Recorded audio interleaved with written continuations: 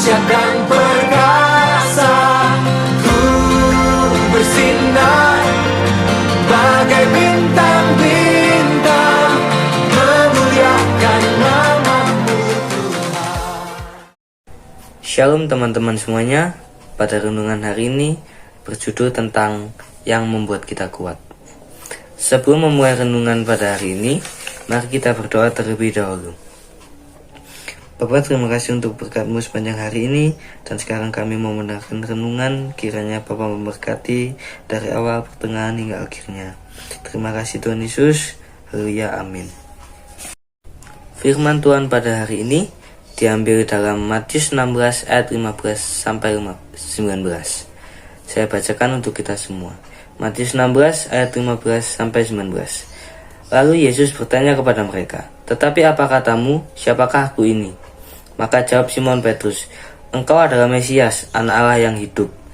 Kata Yesus kepadanya, "Berbahagialah engkau Simon bin Yunus, sebab bukan manusia yang menyatakan itu kepadamu, melainkan Bapa-Ku yang di surga. Dan aku pun berkata kepadamu, engkau adalah Petrus, dan di atas batu karang ini aku akan mendirikan jemaatku, dan alam maut tidak akan menguasainya. Kepadamu akan kuberikan kunci kerajaan surga. Apa yang kau ikat di dunia ini akan terikat di surga, dan apa yang kau lepaskan di dunia ini akan terlepas di surga."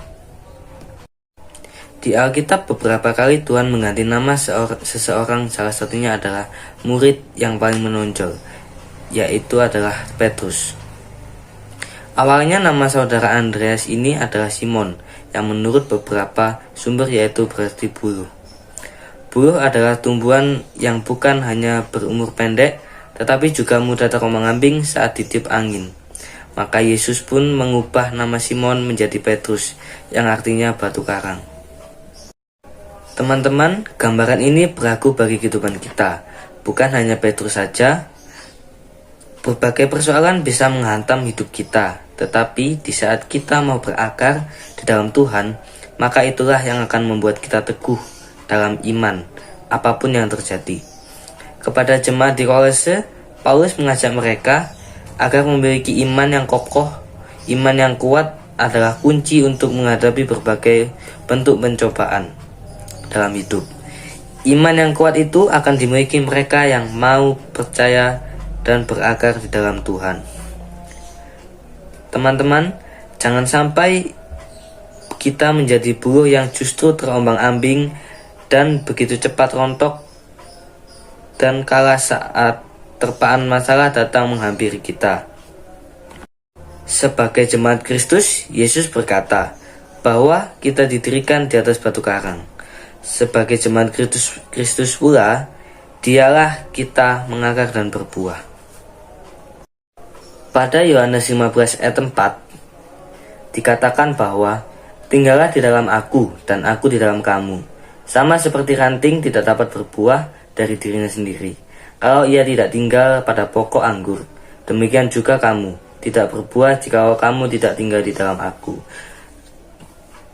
Sebagaimana dikatakan pada Efesus 4 ayat 14-15 berkata, "Sehingga kita bukan lagi anak-anak yang diombang-ambingkan oleh rupa angin pengajaran, oleh permainan palsu manusia dalam kelicikan mereka yang menyesatkan, tetapi dengan teguh berpegang kepada kebenaran di dalam kasih kita, bertumbuh di dalam segala hal ke arah Dia, Kristus yang adalah kepala."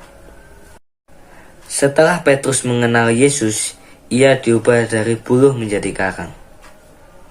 Teman-teman, tanamkan hidup kita pada Yesus sehingga di berbagai persoalan hidup menerpa kita tetap kuat, kita tetap mampu melewatinya karena kita berpegang teguh pada Yesus. Renungan yang bisa saya sampaikan, kiranya renungan ini bisa menjadi kekuatan bagi kita. Mari kita tutup dalam doa.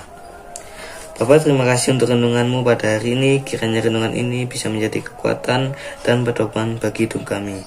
Terima kasih Tuhan Yesus. Haleluya, amin. And I have lived in the goodness of God.